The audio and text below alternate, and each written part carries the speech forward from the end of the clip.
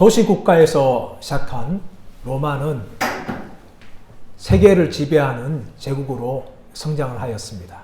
이렇게 로마가 세계 제국으로 성장하게 된 데에는 여러 가지가 있지만 한 가지는 바로 율리어스 케이사르라는 사람이 등장했기 때문입니다. 율리어스 케이사르는 우리가 잘 알고 있듯이 주사위는 던져졌다 라는 말을 하면서 루비콘 강을 군대로 이끌고 로마로 진입을 하였습니다. 원로원을 뒤배경으로 한 폼페우스와 전쟁을 치르면서 정권을 장악하게 되었습니다. 케이사르가 로마의 정권을 장악하자 그는 사회, 정치에 있어서 대대적인 개혁을 행하였습니다. 공화정의 이 귀족 정치를 중앙 집권화하고 자신을 종신 독재자로 그렇게 만들었습니다. 이에 대해서 공화정을 지지했던 로마 귀족들은 불만을 가졌고 케이사르를 암살하려는 계획들을 음모를 꾸밉니다. 그 음모를 준행한 중에 케이사르를 공격하였습니다. 케이사르는 이 음모에 맞서서 맹렬하게 싸웠습니다.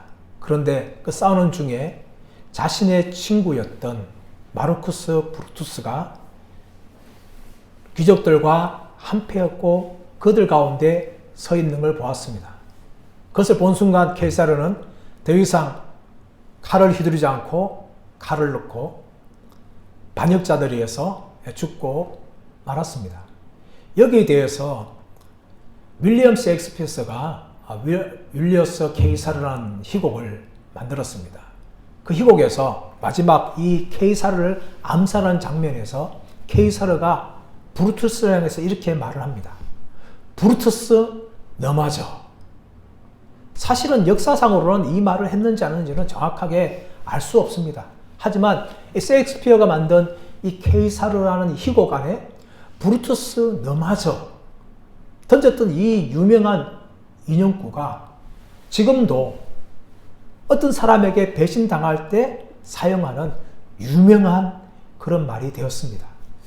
우리가 인생을 살다 보면 때로는 사람들에게 배신도 당하고 또 사람들에게 버림을 당합니다. 우리가 수요일날 말씀을 살펴보고 있는 요셉의 이야기도 그렇지 않습니까? 요셉이 형들의 미움을 받아서 노예로 팔렸습니다. 형들에게 버림을 당했습니다. 그걸 끝이었습니까?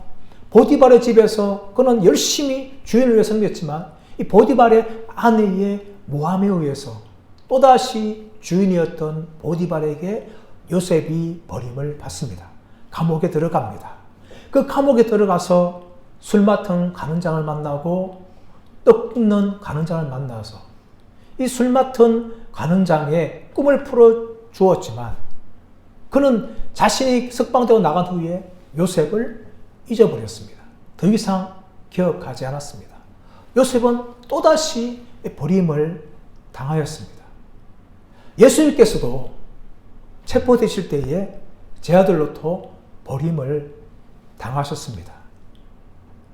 오늘 본문의 말씀은 베드로가 예수님을 부인하는 내용입니다. 15절부터 18절까지 25절부터 27절까지 이어지지만 중간에 나오는 부분은 예수님께서 체포되어서 대제사장 안나스에 가서 신문을 당하는 내용이 나옵니다. 오늘 15절 말씀이 어떻게 시작합니까? 이렇게 시작합니다. 시몬 베드로와 그의 또 다른 제자 한 사람이 예수를 따르니 이 제자는 대제사장과 아는 사람이라 예수와 함께 대제사장의 집들에 들어가고 예수님 체포될 때에 안나스 앞에 가서 신문 받을 때에 시몬 베드로와 또 다른 제자 한 사람이 예수를 따랐다라고 이야기합니다. 시몬 베드로는 이름이 나오지만 또 다른 제자에 대해서는 이름이 나오지 않아요. 여기에 대해 설명이 무엇인가 하면 이 사람은 대제사장 안나스와 아는 사람이다. 여기서 안다는 것은 헬라어 단어 그노스토스라는 단어인데 이것은 단지 얼굴만 아는 것이 아니라 우정과 친분이 있는 그런 알을 이야기하는 겁니다. 그렇다면 시몬 베드로 말고 이 또 다른 제자는 누구냐? 많은 학자들이 논의를 하지만 대부분 학자는 이 또 다른 제자가 바로 사도 요한이었을 것이다 라고 추측합니다. 왜냐하면 사도 요한은 요한복음을 기록하면서 자신의 이름을 결코 쓰지 않습니다. 자신을 등장할 때에 또 다른 사람의 이름으로 등장하는데 요한복음 13장 23절 말씀 보시면 그가 사랑하시는 제자 이렇게 말하고 있고, 또 다른 데서는 예수께서 사랑하시는 제자 이런 식으로 요한복음 20장 2절에서 자신에 대해서 설명을 합니다. 오늘 본문에서도 사도 요한은 자신을 이름 드러내지 않고 또 다른 제자라고 이야기하는데, 이 또 다른 제자인 이 사도 요한은 대장과 아주 친밀하고 친분이 있는 사람이었다라고 성경은 이야기하죠. 어떻게 가능할까요, 여러분? 예수님의 제자로 따랐던 이 사도 요한이 어떻게 대장 지방과 알고 있는 아주 친한 그런 사람일 수 있을까요? 여러분 성경의 말씀 가보시면 마가복음 1장 20절 말씀 보시면 예수님께서 요한을 부릅니다.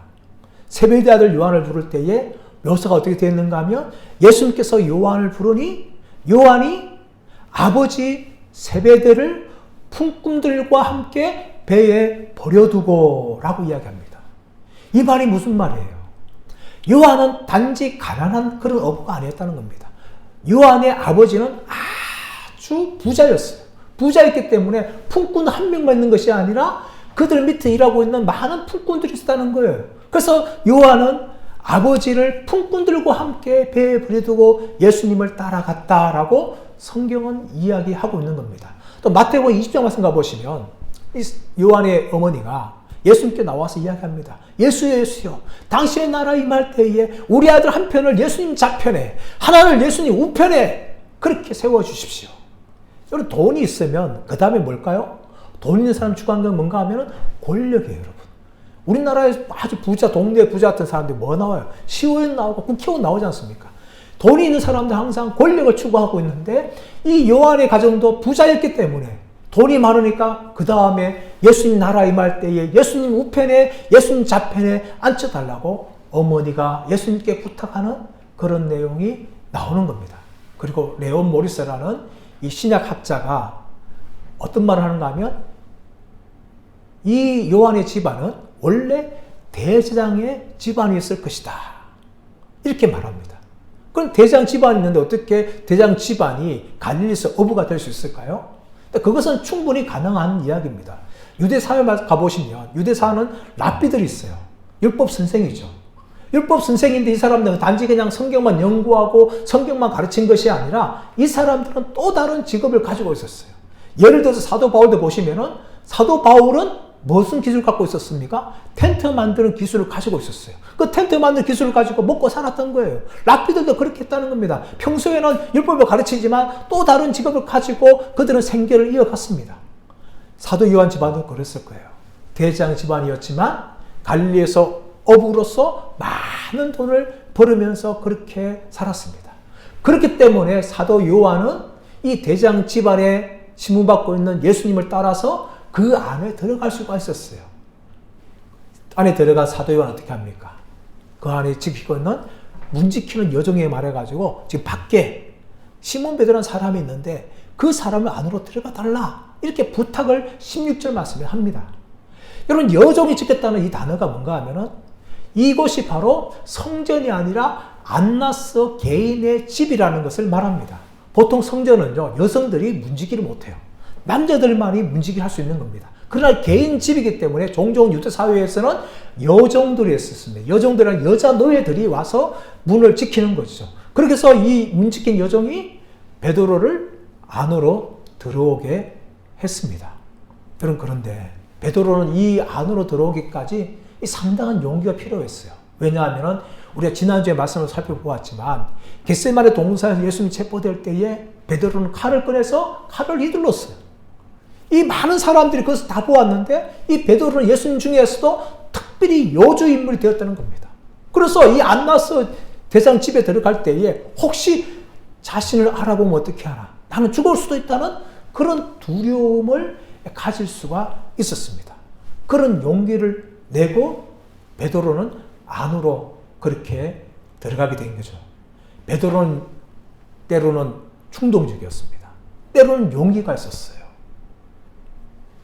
예수님을 향하여서 예수님께서 갈릴리 바다에 걸어오실 때에 베드로야 오너라 할 때 베드로는 물결이 출렁이는 그 갈릴리 바다 위를 걸어갔습니다.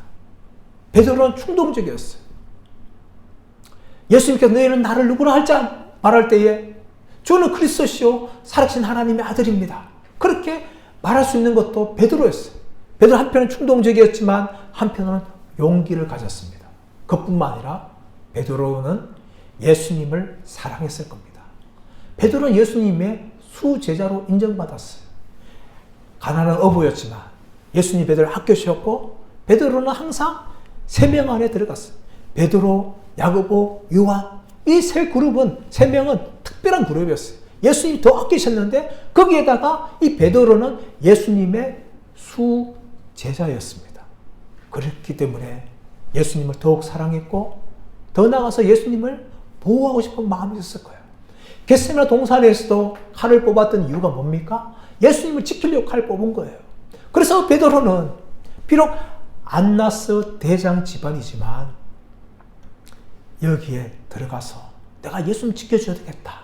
그런 마음 가지고 그 안으로 들어갔던 겁니다. 근데 여러분, 그 안에서 어떻게 되었습니까?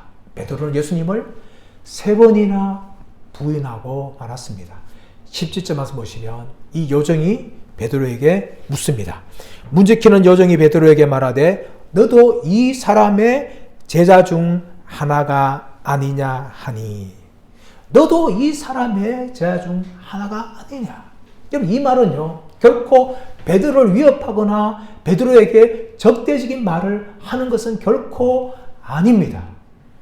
오히려 지금 예수님께서 체포되어서 안나스에게 신문 받는 걸 보면서 이 베드로에 대한 동정의 마음을 가지고 있었어요. 그리고 더 나아가서 이 말은 요한이 예수님의 제자니까 네가 요한과 잘 알고 있지 않느냐. 그래서 너는 요한처럼 예수님의 제자지. 이런 식으로 확인차 묻는 질문이었습니다. 그런데 이런 질문에 베드로 어떻게 말합니까? 나는 아니다. 그렇게 말합니다. 나는 예수의 제자가 아니야. 여러분 이 아무 힘없는 이 여종의 질문에 베드로가 나는 아니다. 그렇게 말을 하고 말았던 겁니다. 이렇게 말하게 된 것은 베드로는 이미 그 마음에 두려움을 가지고 있었기 때문입니다. 혹시라도 누군가 날 알아보면 되지 어떻게 되냐? 죽을 수도 있다. 이런 마음 가지고 있는데 여정이 너도 예수의 제자지. 이렇게 보니까 너무나 놀라는 거죠. 두려움이 찾아오는 거죠. 그래서 나는 예수님의 제자가 아니다. 그렇게 예수님을 처음 부인합니다. 근데 여러분 한 번 우리가 죄를 지면요 그 죄는 한 번으로 끝나지 않습니다. 이 여정 앞에서 베드로가 나는 예수님을 몰라 이렇게 부인을 했는데 이것은 한 번으로 끝난 것이 아니라 2번째, 3번째 부인으로 이어지는 것을 볼 수가 있습니다. 그러므로 우리가 죄가 우리를 유혹하게 공격할 때에 우리는 무엇보다 첫 번째로 조심해야 돼요. 첫 번째를 용납하면 안 됩니다. 첫 번째를 용납하게 되어지면 2번째, 3번째 넘어지는 것은 순식간에 일이 발생하는 것입니다. 베드로가 여정 앞에서 나는 예수의 제자가 아니다. 그렇게 말했는데 그것은 2번째 부인, 3번째 부인으로 이어지죠. 18절 말씀 보시면 그때가 추운 고로 불을 피웠는데 종과 아랫사람들이 함께 모여서 불을 쬐는 중에 베드로도 그곳에 들어가서 서서 쬐었다 라고 성경이 말하고 있습니다. 여러분 이 쬐고 있는 중에 또 다른 사람이 묻는 거죠. 너도 예수의 제자가 아니냐 이렇게 묻는 거예요. 여러분 이 사람들은 아마 베드로가 말하는 거나 또 베드로가 옷 입은 거나 이걸 보면서 이 사람은 예루살렘이 아니고 저 갈릴리 사람이야. 갈릴리 사람이기 때문에 예수의 제자일 수도 있겠다 하면서 너도 예수의 제자가 아니냐 그렇게 묻습니다. 베드로는 부인하죠. 근데 여러분 25절 말씀 가보시면 앞에 나오고 있던 첫 번째 17절에 묻던 여종에 말할 때 나는 아니라 이렇게 말할 때보다 한 가지 더 강조하고 나오고 있는 단어가 있어요. 그것이 무엇인가 하면 부인하며 이것이 더 강조되어 있어요. 아마 더 세게 베드로는 그 사람들 앞에서 나는 예수의 제자가 아니야 그렇게 부인했을 것입니다. 여러분, 그 부인으로 끝난 겁니까? 세 번째, 26절 말씀 가보시면 대장의 이 종 중에 길을 잘렸던 말고의 친척이 거기서 있었습니다. 그 사람이 하는 건 뭡니까? 내가 그 동산에서 너를 보지 않았느냐 하면서 그렇게 베드로에게 말하니까 베드로는 더욱더 강하게 나는 예수를 모른다. 나는 예수의 제자가 아니다. 그렇게 세 번째로 예수님을 부인하고 말았습니다. 여러분, 이 오늘 본문에서는 나오고 있지 않는 것이 마태복음 26장과 마가복음 14장에서 말하고 있는 게 무엇인가 하면은 베드로가 예수님을 세 번째 부인할 때에 아주 강하게 부인하는데 저주하며 맹세했다 라고 이야기해요. 저주하고 맹세했다는 것은 우리가 잘못하면 베드로가 예수님을 저주한 것처럼 그렇게 생각하는데 그것이 아니라 무슨 말인가 하면 나는 정말 예수를 몰라. 내가 예수를 아는 사람이면 나는 저주받을 거야 하는 정도의 말로 자신이 결단코 예수를 모른다고 아주 강하게 부인했다는 거죠. 더 나아가서 20절 말씀 가보시면 예수님 부인할 때 닭이 울었더라 라고 이야기하는데, 여러분 마태복음 26장이나 마가복음 14장에서는 베드로가 닭이 울 때에 예수님께서 자기에게 하신 말이 생각하고 밖에 나가서 심히 통곡하였더라 이런 내용이 나옵니다. 요한복음에서 그 모든 걸 다 생략하고 베드로가 예수님을 세 번 부인했다는 것을 사실적으로만 이렇게 묘사하고 있습니다. 그렇다면 여러분, 왜 베드로가 그렇게 예수님을 사랑했던 베드로가 예수님을 보호하려고 이 대장 안나스의 집까지 들어왔던 이 베드로가 예수님을 세 번이나 부인하는 죄를 지었을까요? 그 첫 번째 이유는 무엇인가 하면 베드로는 예수님의 말씀에 귀를 기울이지 않았기 때문입니다. 예수님께서 요한복음 13장 36절에서 38절에서 베드로에게 말합니다. 베드로야, 네가 닭이 울기 전에 닭을 세 번 부인할 것이다. 베드로는 장담합니다. 아니요 예수님, 나는 예수님을 결코 부인하지 않습니다. 예수님 버리지 않습니다. 다른 사람이 다 도망가고 버린다 할지라도 저는 결코 예수님을 버리지 않겠습니다. 여러분, 그러나 베드로는 예수님의 말씀에 귀를 기울이지 않았습니다. 예수님의 경고에 주목하지 않았어요. 가룟 유다도 마찬가지 아닙니까? 예수님은 가룟 유다를 향하여서 네가 나를 팔 것이다 그렇게 경고합니다. 그리고 더 나아가서는 나와 함께 그릇에 손을 넣는 자가 나를 팔 것이다. 그때 가룟 유다가 묻습니다. 예수님, 저는 아니지요? 예수님이 그 가룟 유다에 경고합니다. 네가 말하였다. 그 앞에 요한복음 6장 70 말씀 보시면 제자들을 향하여서 말합니다. 너희는 12명이 아니냐? 그러나 너희 중에 한 명은 마귀니라. 예수님께서 가룟 유다를 향하여서 끊임없이 경고하고 말씀하셨는데 가룟 유다도 예수님의 말씀에 귀를 기울이지 않았습니다. 단지 가룟 유다가 돈 욕심 때문만에 예수님 버린 것이 아니에요. 배신한 것이 아닙니다. 예수님의 말씀에 귀를 기울이지 않은 거예요. 예수님이 수차례 경고하셨습니다. 하지만 베드로도 가룟 유다도 예수님의 말씀에 귀를 기울이지 않았습니다. 사랑하는 여러분, 베드로와 가룟 유다만 그럴까요? 다윗은 어떨까요? 다윗이 밧세바와 간음하기 전에 부하를 보내서 저 여인이 누군지를 알아보아라. 그 부하가 다윗 왕이어서 보고합니다. 그는 햇사람 우리아의 아내이니다. 햇사람 우리아의 아내. 이 사람의 말은요, 다윗에게 어떻게 들려야 되는가 하면 네가 만약에 저 여인과 함께 잔다면 너는 10계명 중에 7계명을 범하는 것이다.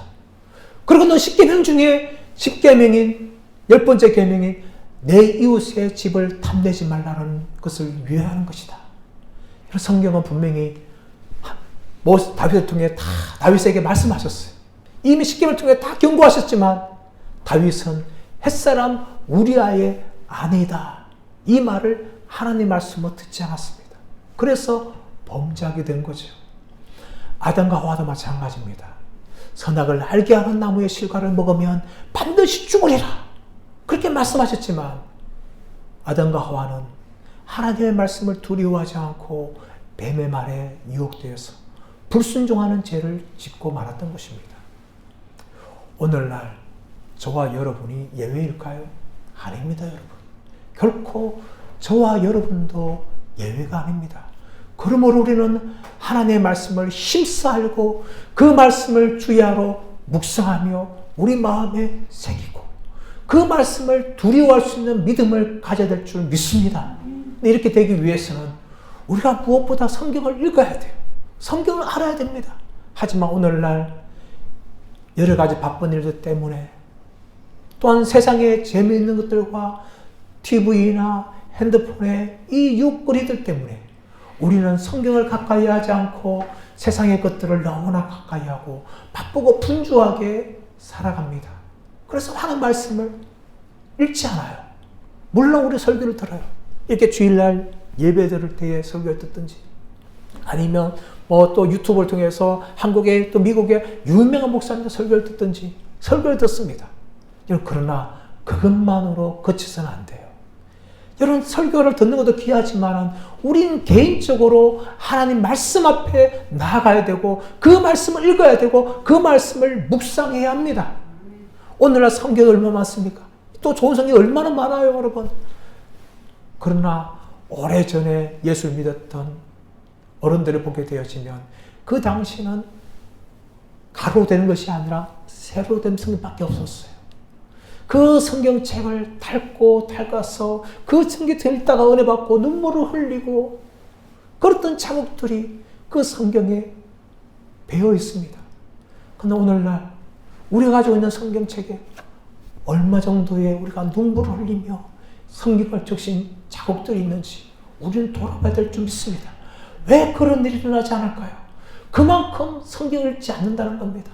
그 어른들이 많이 배웠거나 좋은 대학을 나왔거나 신학을 공부해서 은혜 받은 것이 아닙니다. 그들 읽을 때마다 성령께서 서성이 되어져서 성경 말씀 진리를 가르치다 보니까 눈이 뜨게 되어지고 은혜를 받게 되어져서 이 말씀이 참으로 달고 오묘한 것을 체험했던 그런 영적인 경험들을 성경을 읽으면서 했다는 거죠.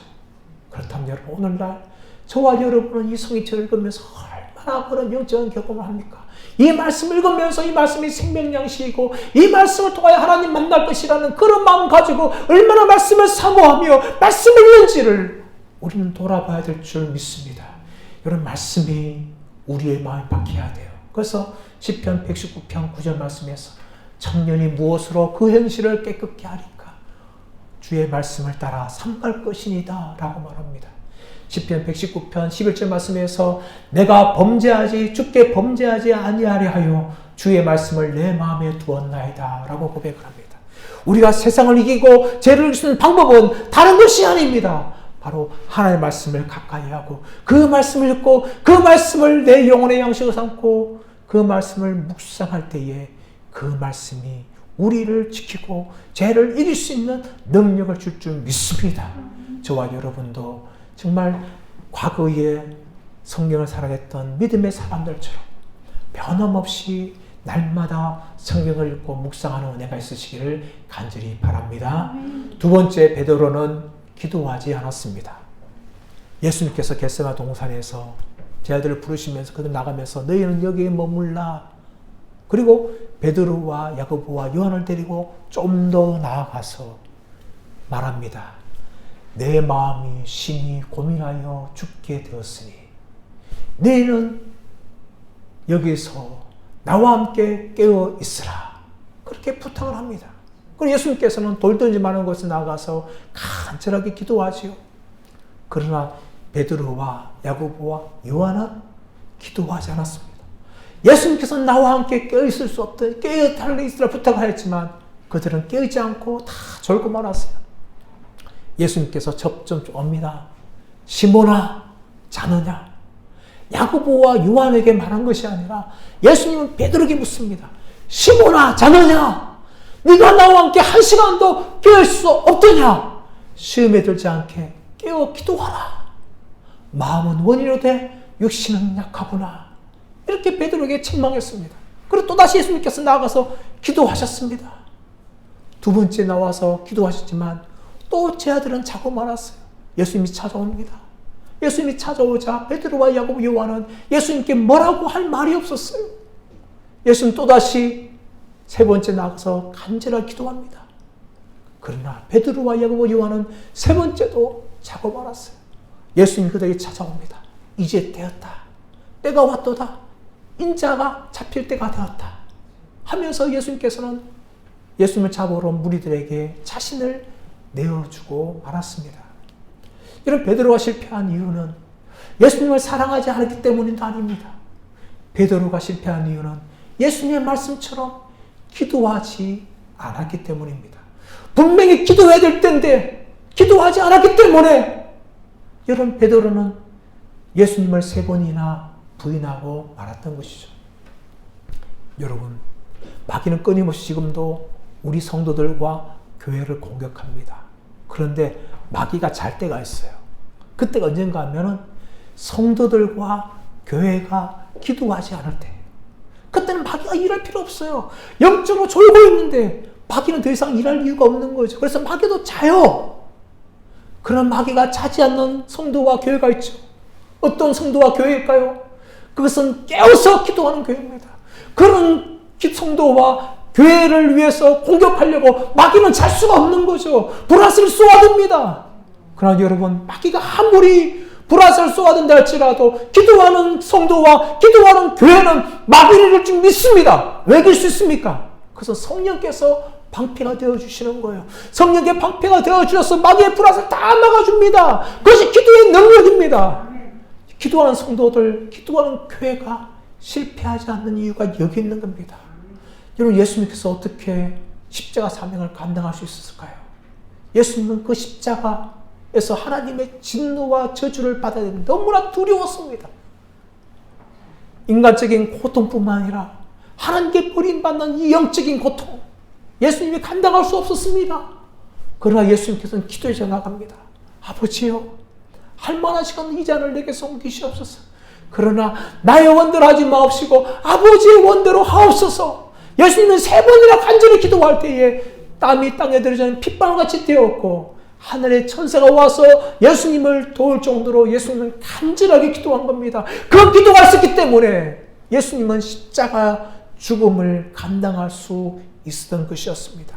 단지 하나님의 아들이었기 때문에 감당한 것이 아니라 예수님은 겟세마네 동산에서 기도로 승리하셨기 때문에 십자가 위에서도 승리할 수가 있었던 것입니다. 사랑하는 여러분, 우리가 왜 기도해야 될까요? 기도해야 우리는 하나님의 일하심을, 하나님의 살아계심을 체험하게 될 것입니다. 기도할 때 하나님은 역사하십니다. 기도할 때 하나님은 길을 열어주십니다. 기도할 때 하나님은 영역을 주십니다. 기도할 때 하나님은 도와주십니다. 그것이 바로 기도의 능력이에요. 오늘날 우리가 하나님의 살아계심을 점점 경험하지 못한 이유는 바로 기도의 능력이 사라지셨기 때문입니다. 그러므로 여러분 우리는 기도해야 될 줄 믿습니다. 베드로가 만약 기도했다면 결코 예수님을 세 번이나 부인하지 않았을 거예요. 담대하게 일어났을 것입니다. 그러나 베드로는 기도해야 될 때에 기도하지 않았기 때문에 예수님을 세 번이나 부인하고 말았던 것입니다. 세 번째로 왜 베드로가 예수님을 부인했을까요? 그것은 원수들의 무리들과 함께 있었기 때문입니다. 18절 말씀 보시면 그때가 추운 고로 불을 피웠다라고 이야기합니다. 여기 이때는요 6월절 기간이에요. 6월절 기간에는 낮에는 따뜻합니다. 봄이기 때문에. 그런데 밤이 되면 추워요.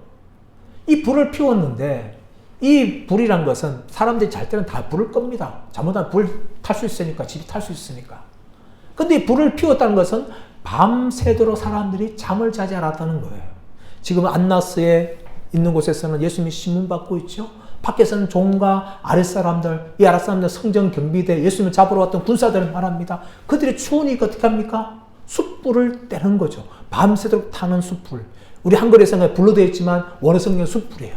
숯불을 밤새도록 태우면서 그곳에 둘러서서 째는데 이 째고 있다는 이 헬라어 시제가 미완료 실주제입니다. 이것은 계속해서 그 불주위에 모여서 불을 쬐다는 의미를 가지고 있어요. 베드로는 지금 쬐고 있는 사람 주위에 누가 있었습니까? 안나스의 종들이 있었고, 또 예수님을 체포하러 왔던 이 성전 경비대가 그곳들과 함께 쬐고 있었습니다. 그들은 쬐고 있으면서 예수님이 가는 이야기도 했을 것이고, 불신한 말도 했을 것이고, 예수님을 비난하는 말도 했었을 것입니다. 그 말을 듣다 보니까 서서히 베드로는 두려움이 더욱더 강해지는 거죠. 자신의 신앙을 지킬 수 있는 힘이 사라진 겁니다. 그때에 사람들이 물으니까 베드로는 강하게 예수님을 모른다. 나는 예수의 제자가 아니다. 그렇게 자신을 향하여 저주하며 맹세하기까지 예수님을 부인하고 말았던 것입니다. 사랑하는 여러분, 우리도 마찬가지입니다. 우리가 은혜 받는 자리에, 성도들과 교제하는 자리에 머물지 않고 우리가 죄 짓는 자리에 불신자들 가운데 있게 되어지면 우리도 모르게 이 영적인 에너지와 신앙 고백들이 서서히 사라지고 없어지는 것을 느끼게 되어집니다. 우리가 은혜 받는 자리에, 예배 자리에, 기도 자리에, 성도들과 믿음을 함께 교제하는 자리에 있게 되어지면 영적인 에너지를 공급받습니다. 믿음이 생깁니다.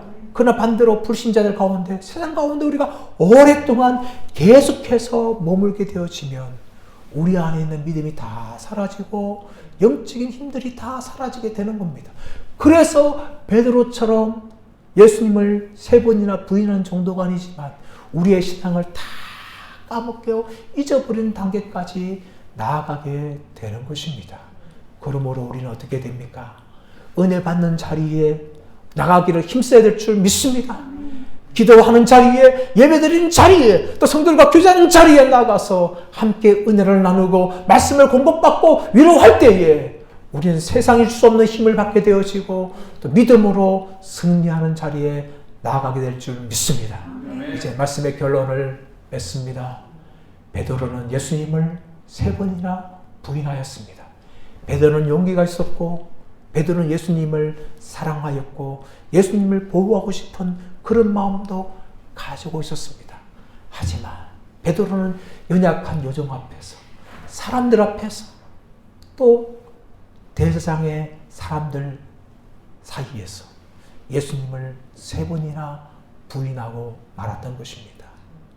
예수의 말씀에 귀를 기울이지 않았습니다. 베드로는 기도하지 않았습니다. 베드로는 은혜 받는 자리에 서 있는 것이 아니라 불신 가운데 오랫동안 머물렀기 때문에 예수님을 3번이나 부인하고 말았습니다. 그러나 여러분, 이렇게 예수님을 3번이나 부인했던 베드로를 향하여서 예수님은 네가 나를 사랑하느냐 3번이나 물으면서 베드로를 회복시켜 주십니다. 여기에 바로 우리의 소망이 있는 거예요. 우리는 세상을 살아가면서 베드로처럼 우리의 믿음을 다 잃어버리고 불신자들 앞에서 우리의 믿음을 부인할 때가 있습니다. 그럴 때랄지라도 결코 예수님은 우리를 버리지 않으시고 네가 나를 사랑하냐고 물었듯이 다시금 우리의 믿음을 회복시켜 주십니다. 중요한 것은 우리가 예수님을 부인하지 않는 거지만 혹시라도 우리가 믿음이 약하여져서 믿음의 고백을 온전히 못한다 할지라도 결코 예수님은 우리를 버리지 않고 우리를 끝까지 사랑하신다는 것을 믿으면서 넘어진다 할지라도 실패한다 할지라도 다시금 일어서서 믿음의 길을 걸어가시는 저와 여러분들 되시기를 예수님의 이름으로 축원합니다.